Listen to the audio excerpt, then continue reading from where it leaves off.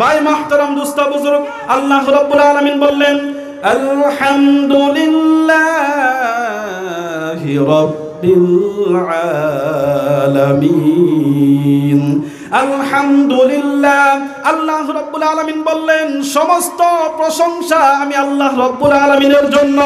আল্লাহ রাব্বুল আলামিন বললেন আলহামদুলিল্লাহ, সমস্ত তারিফ, যত প্রশংসা হতে পারে সমস্ত ধরনের প্রশংসা আমি আল্লাহ রাব্বুল আলামিনের জন্য।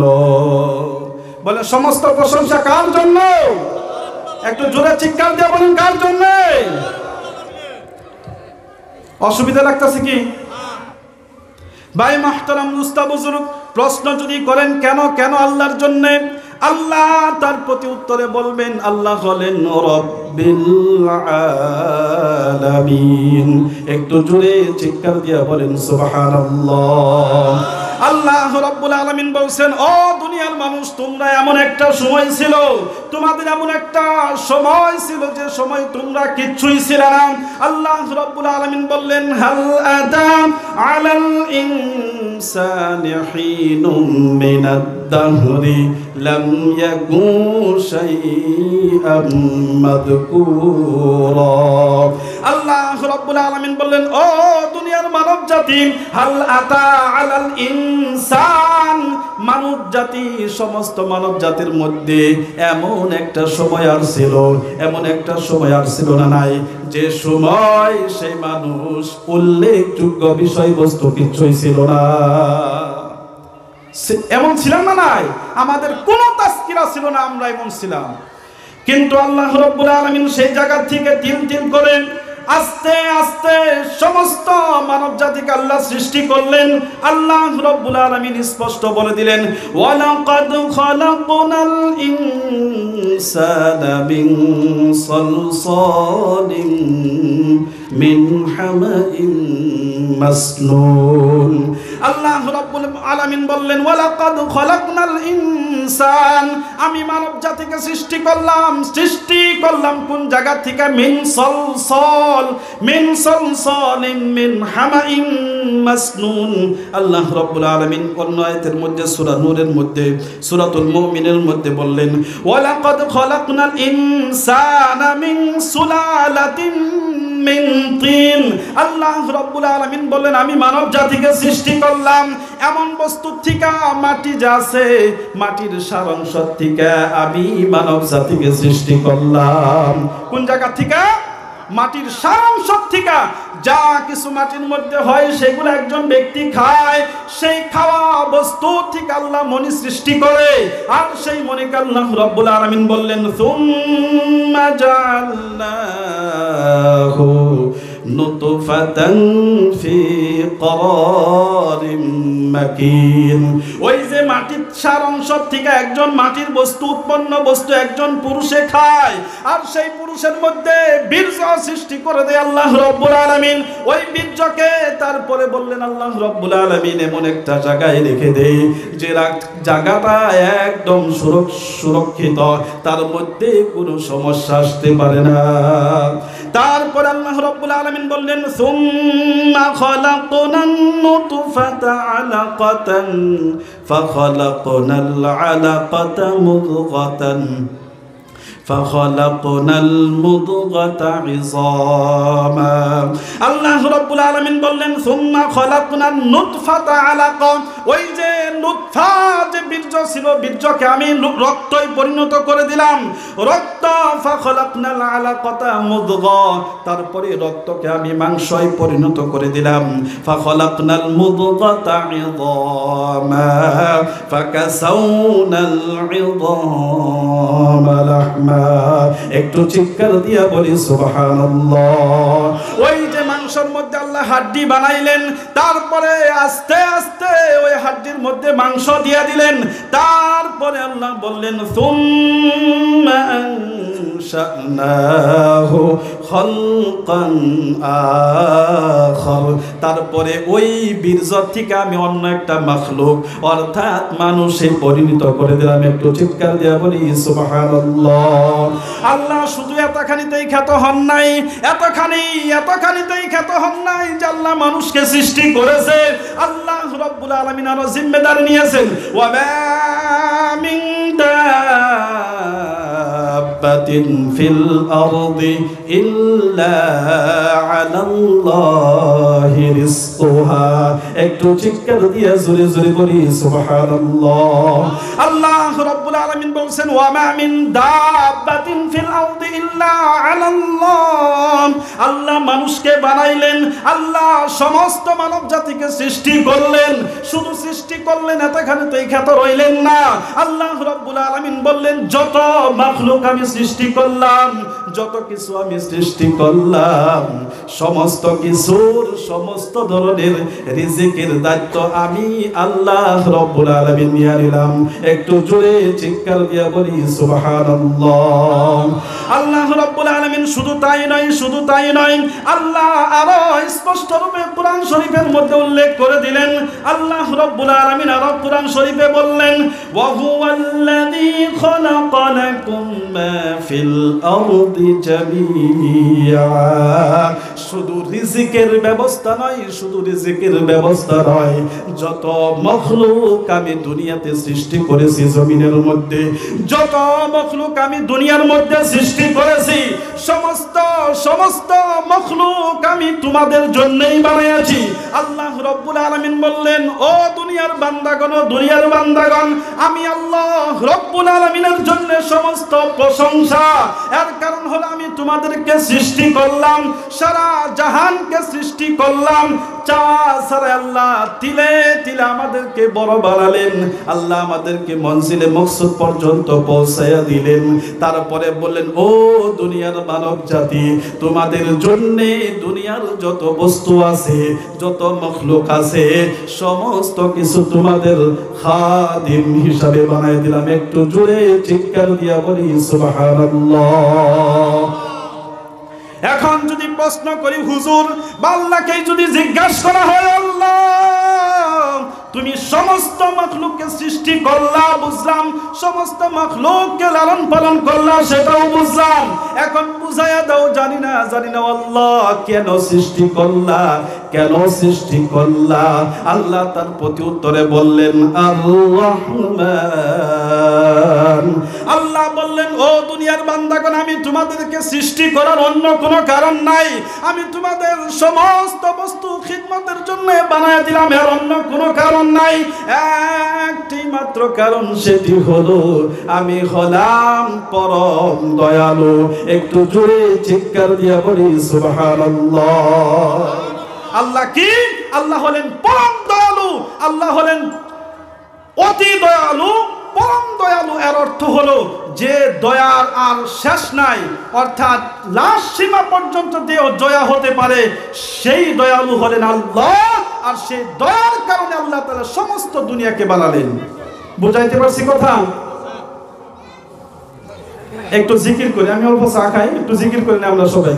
সুবহানাল্লাহ ওয়াল হামদুলিল্লাহ ওয়ালা ইলাহা ইল্লাল্লাহ, সুবহানাল্লাহ ওয়াল হামদুলিল্লাহ ওয়ালা ইলাহা ইল্লাল্লাহ, সুবহানাল্লাহ ওয়াল হামদুলিল্লাহ লা ইলাহা ইল্লাল্লাহ।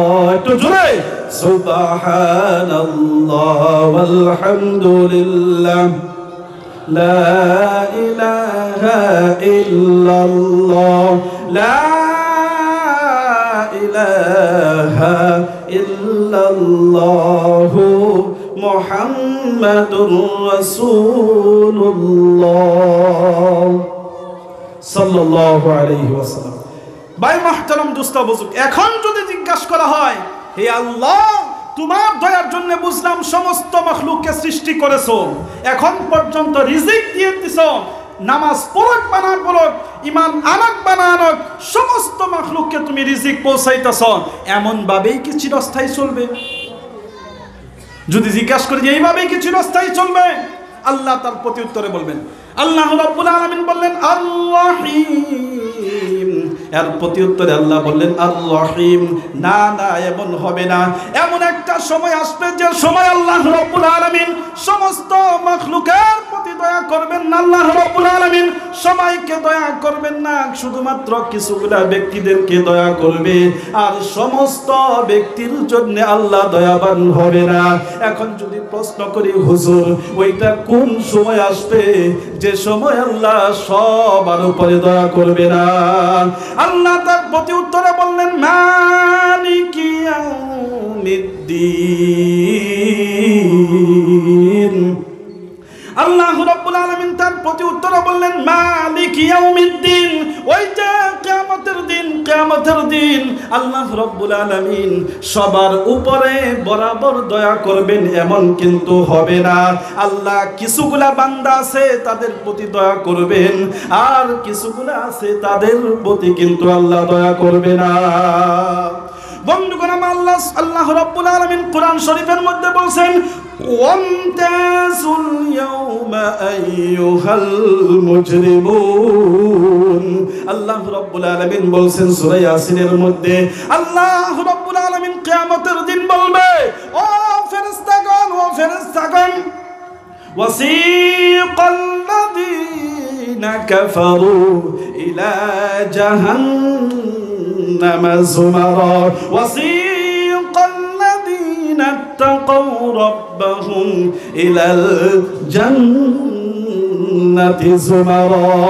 আল্লাহ রাব্বুল আলামিন বলছেন কিয়ামতের দিন, কিয়ামতের দিন যারা মুজরিমিন যারা হবে, যারা গুনাহগার হবে, যারা আল্লাহ রাব্বুল আলামিনের আনুগত্যকারী না হবে, যারা আল্লাহর কথা অনুযায়ী নিজের জিন্দেগি না চালাবে, আল্লাহর কথা অমান্য করে নিজের জিন্দেগি চালাবে, এমন যদি হয় গো, আল্লাহ রাব্বুল আলামিন বলবে ফেরেশতাদেরকে, তারা যারা গুনাহগার তাদেরকে ধাক্কা দিয়া তাদেরকে পৃথক করে দাও, জাহান্নামে নিয়ে যাও, আর যারা মুত্তাকি তাদেরকে তুমি পৃথক করে দাও। আল্লাহ রাব্বুল আলামিনের কথা আমরা সবাই জানি, লিল্লাহি লিমানিল মুলকুল ইয়াউম লিল্লাহিল ওয়াহিদিল কাহ্হার। আল্লাহ কিয়ামতের দিন বলবে আজকে কার জন্য মিলকিয়াত, আজকে কার জন্য মিলকিয়াত? তার প্রতি উত্তরে আল্লাহ বলবেন লিল্লাহিল ওয়াহিদিল কাহ্হার, আজকে হলো যিনি কাহ্হার, তার মিলকিয়াত। একটা হবে আল্লাহ রাব্বুল আলামিন কিছুগণ মানুষের জন্য, কিছুগুলা মানুষের জন্য আল্লাহ সিফাতের হবেন রহিম, আর কিছুগুলা ব্যক্তি থাকবে তাদের জন্য আল্লাহ হবেন কাহ্হার। কিছুগুলা মানুষ তাদের জন্য আল্লাহ হবেন রহিম, কিছুগুলা মানুষ তাদের জন্য আল্লাহ কিয়ামতের দিন হবে কাহ্হার। ও দুনিয়ার বান্দাগণ, আমরা ও আল্লাহর বান্দাগণ, ও সম্মুখে থাকা ইসলামী ধরতি ভাই বন্ধুরা আমার, বলেন তো বলেন না, আপনারা কোন দলে থাকবেন? রহিম নামক দলে থাকবেন না কাহ্হার নামক দলে যাবেন? জোরে বলেন, কোন দলে থাকবেন? কোন দলে থাকবেন? অবশ্যই অবশ্যই আমরা চাই কিয়ামতের দিন যেন রহিম দলের অন্তর্ভুক্ত হতে পারি। বলেন কথা ঠিক না ঠিক? এখন যদি জিজ্ঞাসা করি আল্লাহ তুমি কিয়ামতের দিন রহিম যে হবা, কিয়ামতের দিন যে তুমি দয়াবান হবা, এর প্রমাণ একটু দিয়া দাও দেখি, আর প্রমাণ একটু দিয়া দাও। আল্লাহ রাব্বুল আলামিনের প্রতি উত্তরে তাও বলে দিলেন, আল্লাহ কিয়ামতের দিনের কথা বলছেন মালিক। আল্লাহ কিয়ামতের দিন কাজী হবেন না, আল্লাহ কিয়ামতের দিন জজ হবেন না, আল্লাহ কিয়ামতের দিন ফয়সালাকারী হবেন না। আল্লাহ রাব্বুল আলামিন বলছেন আমি কিয়ামতের দিনের ফয়সালাকারী নয়, আমি কিয়ামতের দিনের মালিক, অর্থাৎ কিয়ামতের দিনের আমি হব মালিক, কিন্তু আমি জজ হব না, আমি কাজী হব না। এর অর্থ হলো যদি মালিক হই তাহলেই তো আল্লাহ বললেন যে আমি যে রহিম হব কিয়ামতের দিন কিছুগুলা ব্যক্তির জন্য, আমি তার দলিল দিয়া দিলাম আমি হলাম কিয়ামতের দিনের মালিক, কিন্তু আমি কাজীও নয়, জজও নয়। তাহলে রহিম কিভাবে? একটা উদাহরণ দিলে বুঝতে পারবেন। আলোচনা শোনা যাইতেছে কি, অনেকেই হয়তো রাগ করে উঠে গেছে যে কি হুজুরে ওরা করা করতেছে, এরকম লাগতেছে কি আপনাদের? এরকম লাগতেছে? পিছনে কোনে বলেন এরকম লাগতেছে? ওয়াজ শোনার মতো হইতেছে কি? তাহলে প্যান্ডেল খালি কেন? আসতেছে না কেন লোক? আসলে কি আসবেই না, না এতখানি শেষ? দোয়া করেন সবাই, আল্লাহ যেন সবাইকে প্যান্ডেল ভরে লোক আসার জন্য আল্লাহ যেন তৌফিক দেয়। সবাই বলেন আমিন। যারা বাইরে আছেন তাদের সবাইকে আমরা সমস্ত প্যান্ডেলের পক্ষ থেকে ডাকছি, আপনারা আল্লাহর দয়ার কিয়ামতের দিন যদি রহিমের ভাগীদার হতে চান তাহলে অবশ্যই আপনারা সবাই প্যান্ডেলের ভিতরে আসেন। সবাই আল্লাহ তাআলা তাদেরকে প্যান্ডেল আনার তৌফিক দান করুন। সবাই বলেন আমিন। ভাই মুহতারাম দোস্ত বুজুর্গ, কিভাবে? একটা উদাহরণ। মনে করেন যে আপনার কি হয়েছে, কিবা বস্তু চুরি হয়েছে। মনে করেন আপনার কোনো বস্তু চুরি হয়েছে, আপনি কেস করলেন। কেস করার পরে পুলিশে বহু কষ্ট করে ওই চোরকে ধরলো। ধরার পরে কোর্টে বিচার হবে, হবে কিনা নাই? জোরে বলেন হবে না নাই? অবশ্যই হবে। আর ফায়সালা হবে। তার কি হবে? ফায়সালা হবে যে চোরকে জেলে দেওয়া হোক, এরকমই তো ফায়সালা হবে। মনে করেন ফায়সালা হয়ে গিয়েছে, জেলও হয়ে গেল, বা জেল হয় নাই, ফায়সালা হবে আর কি। মনে করেন ফায়সালা হবে, জেল হবে, কিন্তু তার আগ দিয়ে মনে পড়লো যে চুরি করছিল তার বড় মামুর, ওহো যার বাড়িতে চুরি করছে আমার তো পার্টনার, যে চুরি করছে তার মামু কি কইতেছে যে যার বাড়িতে চুরি করছে তো আমার পার্টনার। থেকে হ্যাঁ যাই না কইলো, বন্ধুরে আমার ভাগ নেই, চুরি করে হাল দিছে, মাফ করে দেই। তো হ্যাঁ যদি ইচ্ছা করে তাহলে কেস উঠাই দিয়ে হবো না? ফায়সালা হওয়ার আগে পারবো না? নাই, পারবো। অর্থাৎ যদি মালিক যদি চায় তাহলে পুলিশে যতই কষ্ট করে ধরক গে ওই চোরকে মাফ করে দিতে পারবে, দিতে পারবে না? নাই। কিন্তু কাজী জজ যে সে পারবে, জজ সে মাফ করে দিতে পারবে? কারণ সে কানুনের হাতে বান্দা, কানুনে যেভাবে কবে সেইভাবেই তার ফায়সালা করতে হবে। বলেন কথা ঠিক নেবে ঠিক? মালিক আর কাজীর মধ্যে পার্থক্য বুঝাইতে পারছি? আল্লাহ রাব্বুল আলামিন বললেন কিয়ামতের দিন আমি মালিক হব, এর অর্থ হলো আর রহিম, আমি দয়াবান, তার জন্যই বলছি আমি কিয়ামতের দিন মালিক হব। এর অর্থ হলো আমার কাছে কোনো সময় কোনো গুনাহগার বান্দা আসবে, আসার পরে আমি আল্লাহর কাছে আসবে, তখন তার কোনো ওসিলা পাবো, জরিয়া পাবো। যতই গুনাহ করুক না কেন আমি আল্লাহ যদি তখন চাই আমি মালিক, যেহেতু আমি কাজী নয়, আমার কোনো নিয়ম কানুন নাই, আমার কোনো পাবন্দি নাই, আমি যখন যাকে চাই যেভাবেই চাই তাকে মাফ করে জান্নাতে দিতে পারি। বলেন কথা ঠিক না ঠিক? আল্লাহ আমরা অনেক বয়ান শুনেছি, এমন বান্দা কিয়ামতের মধ্যে আসবে যারা সারা জীবন গুনাহ করেছে কিন্তু শিরক গুনাহ থেকে বিরত থাকছে, তার গুনার পাল্লা ভরপুর হয়ে গিয়েছে, কিন্তু আল্লাহ রব্বুল আলামিন তাকে কোনো কারণ দেখায়া আল্লাহ তার সমস্ত গুনাহ মাফ করে দিব। বলেন কথা ঠিক না ঠিক? বন্ধুগণ আমার এটা পাওয়ার হলো যেহেতু আল্লাহ কিয়ামতের দিন মালিক হবে, আল্লাহ কিয়ামতের দিন কাজী হবেন, আল্লাহ মালিক হবে। যদি মালিক হয় তাহলে অবশ্যই একটা একটু গুনাহ যদি থাকে আল্লাহ ওই মালিক যে তার জন্য আল্লাহ মাফ করে দিতে পারবে। বলেন কথা ঠিক না ঠিক? কিন্তু এখানে একটা কথা চিন্তা করার, সেটা হলো কি, যদি কেউ মালিক যদি হয় তাহলে তার কাছে একজন মালিকের বন্ধু সুপারিশ করা লাগে। বলেন কথা ঠিক নেবে ঠিক? ওই যে সুরের মামুটায় সুপারিশ করছিল দেখে সে কেস উঠে নিছে নাকি? বুঝাইতে পারছি না কথাটা? বুঝাইতে পারছি না? নাই। এখন আল্লাহ যে আমাদেরকে মাফ করে দিবে, কিছু তো খাতিরের মানুষ লাগবে, লাগবে না? লাগবে না? নাই। এমন কাউকে তো লাগবে যে আল্লাহর কাছে সুপারিশ করবে, লাগবে না? নাই। একটু জিরো বলেন না কেন, লাগবে না? নাই। অবশ্যই লাগবে, জোরে বলেন অবশ্যই লাগবে।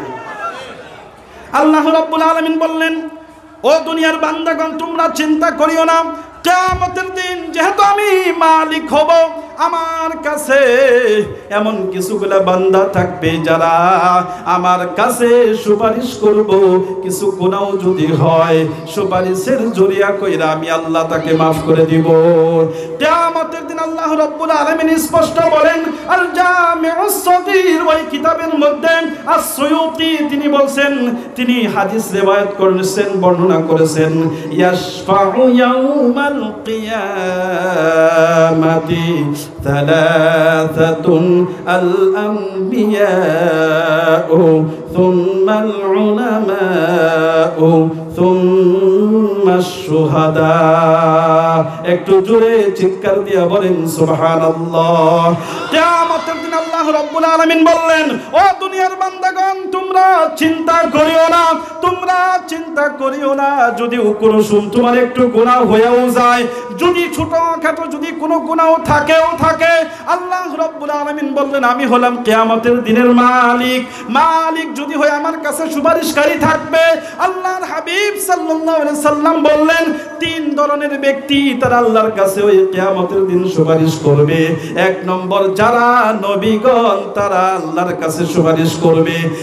এক নম্বরে নবীগণ যারা, তারা আল্লাহর কাছে সুপারিশ করে আল্লাহ নবীদের উম্মত, যে নবী তার উম্মতদেরকে আল্লাহ জান্নাতে দিবেন, ওই নবীর সুপারিশ শুনে দুই নম্বরে ওই ব্যক্তি আল সুম্মাল উলামা, দুই নম্বরে হলো যারা উলামা, যারা আলিম, তারা আল্লাহর কাছে সুপারিশ করবে।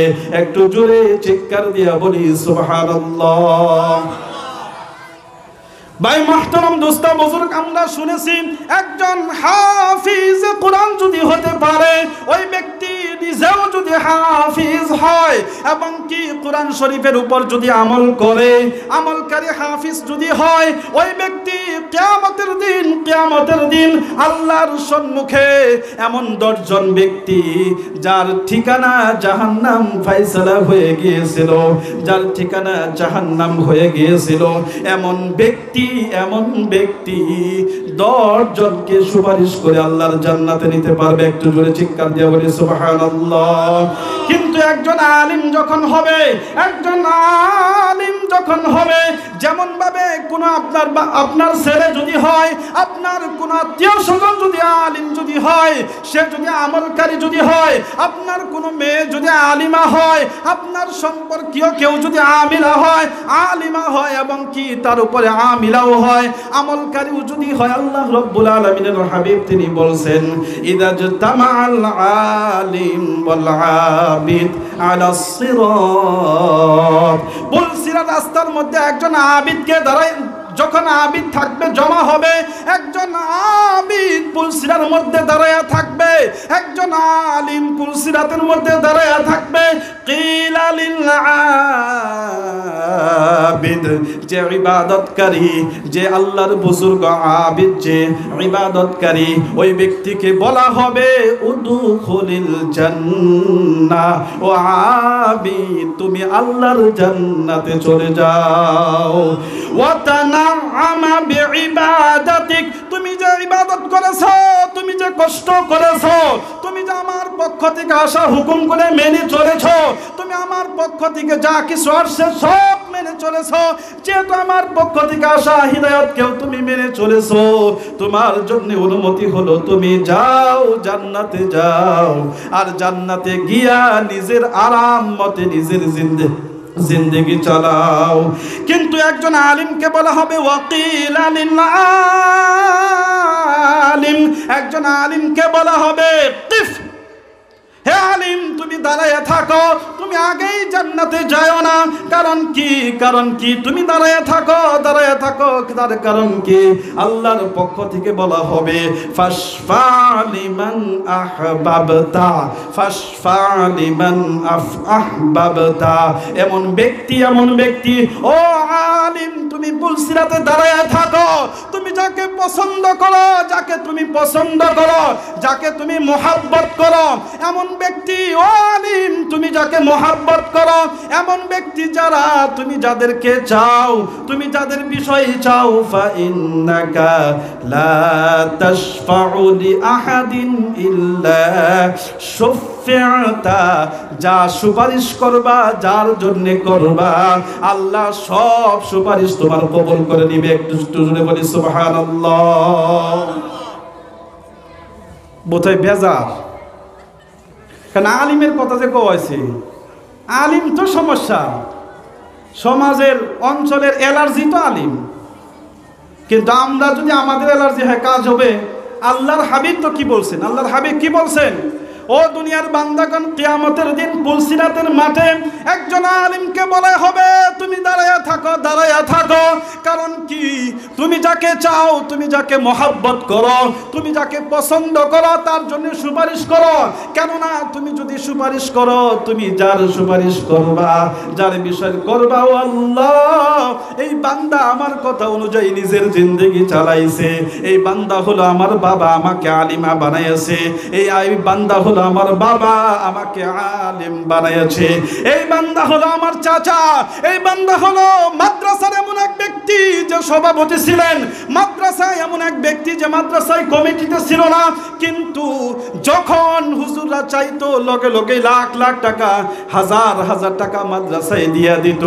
ও আল্লাহ, আল্লাহর কাছে দোয়া করবে ও আলিম, ও আল্লাহ এই বান্দাটা তো এমন, যখন আমাদের মতপক্ষে প্রয়োজন ছিল 1 মণ 2 মণ 10 মণ 20 মণ পর্যন্ত ধান দিয়েছিল, এই ব্যক্তি যে নাকি একটা বিল্ডিং বানিয়ে দিয়েছে, এই ব্যক্তি যে নাকি তোমার ঘর আমাদের জন্য এই কাজটুকুন করেছে, আমি তাকে পছন্দ করি, এই কথা বলে বলে যখন আল্লাহর কাছে বলবে, আল্লাহ তুমি এই ব্যক্তিকে জান্নাতে দিয়ে দাও, যা গুনাহ আছে আল্লাহ মাফ করে দাও, ওই আলিম যখন বলবে, ওই আলিমা যখন বলবে, তখন অবশ্যই অবশ্যই আল্লাহর হাবিব বলেছেন, যা বলবে, যার বিষয় বলবে, ওই আলিমের কথা শুনে ওই ব্যক্তিকে আল্লাহ জান্নাতে দিয়ে দিবে। একটু জোরে চিৎকার দিয়ে বলি সুবহানাল্লাহ, একটু জোরে বলি সুবহানাল্লাহ, লিল্লাহি তাকবীর, লিল্লাহি তাকবীর। পাশের গুনারা কথা শোনা যায় না? পাশে যারা আছেন কথা শোনা যায় না? নাই? একটু জোরে বলেন লিল্লাহি তাকবীর, সুবহানাল্লাহ। সবাই বলে সুবহানাল্লাহ। একজন আলিমকে আল্লাহ তাআলা বলবেন তুমি পুলসিরাতের রাস্তায় দাঁড়াও। কোন জায়গায়? পুলসিরাতের রাস্তায় দাঁড়াও। তুমি যাকে চাও, যাকে পছন্দ করো, তুমি তাকেই সুপারিশ করে জান্নাতে পৌঁছায় দাও। একটু জোরে সুবহানাল্লাহ বলি। বন্ধুগণ, আমার এই কথা মনে রাখি যেন আমরা সবাই চাই কিনা নাই যে আমাদের সুপারিশ করা হোক? চাই না নাই? আমরা সবাই চাই না নাই? জঙ্গল কেমনই জানি এমন এক ব্যক্তি জানি থাকে যে সুপারিশ করে আল্লাহর জান্নাতে পৌঁছায় দেয়। চাই না নাই? একটু জোরে শুনে বলে চাই না নাই? তাহলে অবশ্যই আমাদের কর্তব্য এমন এক ব্যক্তিকে বানানো যে আমাদের কিয়ামতের দিন সুপারিশ করবে। ঠিক না বে ঠিক? তাহলে কতখানি চাই আমরা এটা পরে প্রমাণ করতেছি, আগে বাড়ি নাকি বলেন? আল্লাহ রাব্বুল আলামিনের হাবিব তিনি বলছেন 3 নম্বর ব্যক্তি সুম্মা শুহাদা, যে হবে শহীদ, সে আল্লাহর রাস্তায় ওই কিয়ামতের দিন ওই ব্যক্তিকে সুপারিশ করে, যাদের জন্য সে যাবে সুপারিশ করে আল্লাহর জান্নাতে নিয়ে যাবে। একটু জোরে জোরে বলি সুবহানাল্লাহ। যেহেতু আল্লাহ মালিক হবে কিয়ামতের দিন, মালিক যদি হয় আমাদের সুপারিশকারীর প্রয়োজন আছে। মালিক যদি হয় তাহলে কিসের প্রয়োজন আছে? জোরে বলেন কিসের প্রয়োজন আছে? সুপারিশকারীর। আর সুপারিশকারীর যেহেতু প্রয়োজন আছে, আমাদের সুপারিশকারীকে বানানো উচিত। ঠিক না ঠিক? বলেন ঠিক না ঠিক? আগে বলুন।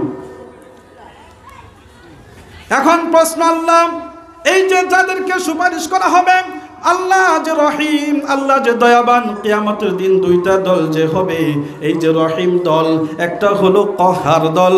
রহিম সিফাত যে আছে তার যারা হকদার হবে এমন ব্যক্তি কারা কারা? এই প্রশ্ন যদি করেন, ও আল্লাহ কিয়ামতের দিন তোমার যে রহিম সিফাত তার সম্মুখীন আমরা হতে চাই, তার জন্য কি শর্ত আল্লাহ রাব্বুল আলামিন তারপরেই বলে দিলেন ইয়াকা না'বুদু। আল্লাহ রাব্বুল আলামিন প্রতি উত্তরে বললেন, ও বান্দা তুমি যদি আমার রহিম নামক সিফাত তার সম্মুখীন হতে চাও কিয়ামতের দিন যদি রহিম নামক সিফাতের যদি সম্মুখীন হতে চাও, ইয়াকা না'বুদ, তাহলে শর্ত হলো একটি, সেটা কেবলমাত্র আল্লাহ রাব্বুল আলামিনের ইবাদত করতে হবে। যদি প্রশ্ন করি আল্লাহর ইবাদত করব কিভাবে, আল্লাহর কাছে যদি জিজ্ঞাসা করি আল্লাহ আমরা তোমার ইবাদত কিভাবে করব, আল্লাহ রাব্বুল আলামিন তার প্রতি উত্তরে বললেন ওয়া ইয়াকা নাস্তাঈন। আল্লাহ রাব্বুল আলামিন বললেন ইবাদত করা যদি না জানো তাহলে তোমাদের কর্তব্য হলো আমি আল্লাহর কাছে ইবাদত করা কিভাবে করতে হবে সাহায্য চাও। আল্লাহর কাছে যদি জিজ্ঞাসা করি আল্লাহ আমরা তো সাহায্য চাবো তাও তো জানি না কিভাবে চাবো, তোমার কাছে কোন শব্দ দিয়ে কি বলে তোমার কাছে দোয়া করব আমরা তো তাও জানি না।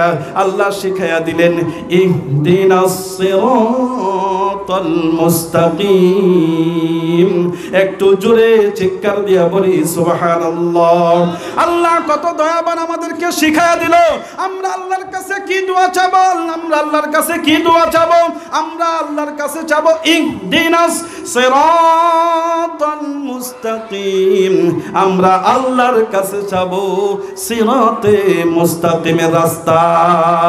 তারপরে যদি বলি আল্লাহ সিরাতে মুস্তাকিম কোন রাস্তা দেখায়া দাও, সিরাতে মুস্তাকিম কোন রাস্তা আমাদেরকে বুঝাইয়া দাও, আল্লাহ রাব্বুল আলামিন তার প্রতি উত্তরে বললেন সিরাতাল্লাযীনা আন'আমতা আলাইহিম।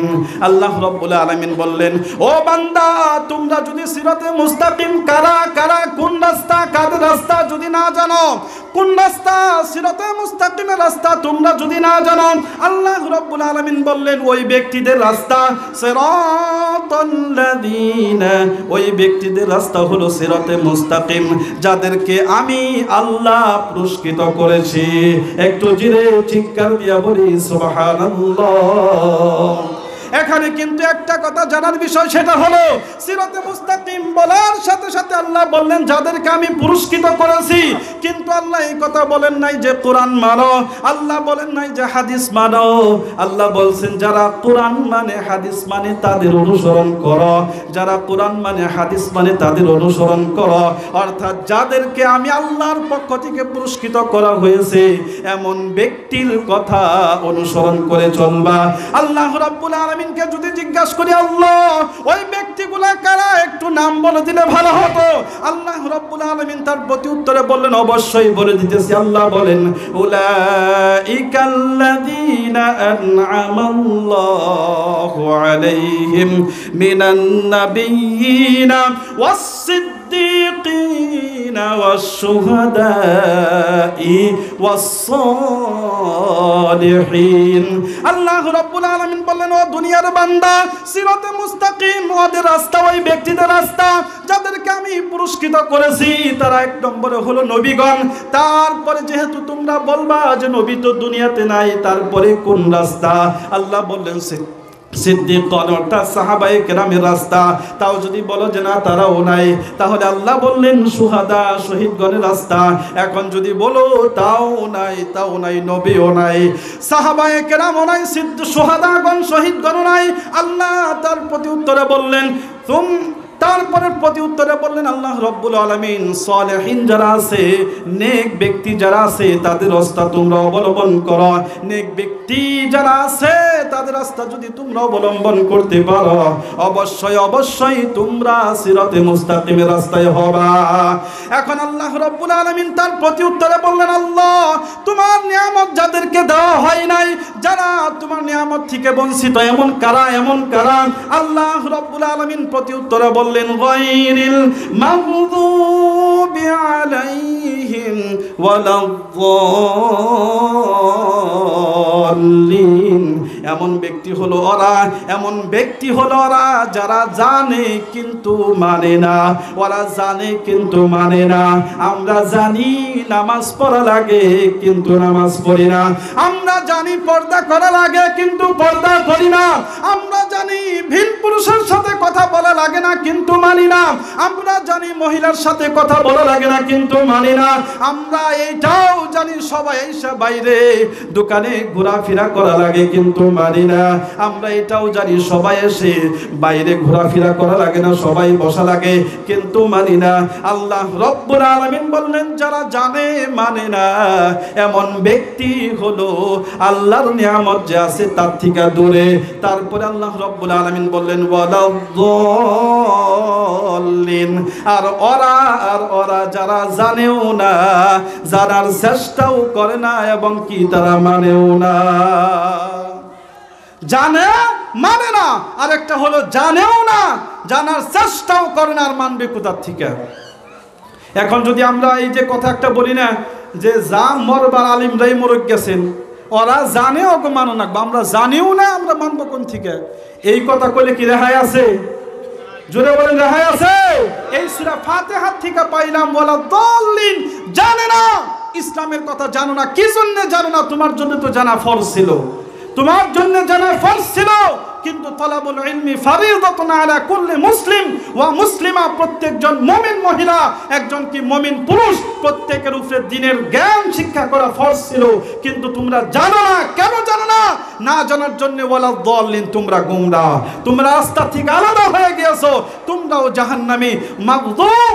এবং যারা জানলো কিন্তু মানলো না, তাদেরকে আল্লাহ বলছেন এদের উপরে আমার পক্ষ থেকে লানত, অবশ্যই গজব। গতিকে এরা উভয় পক্ষে আল্লাহ তাআলার জাহান্নামে যাবে। যারা জানে মানে না এবং জানেও না, জানার চেষ্টাও করে না, মানবে কোথা থেকে? উভয় পক্ষে আল্লাহ বলছেন এরা জাহান্নামে হবে।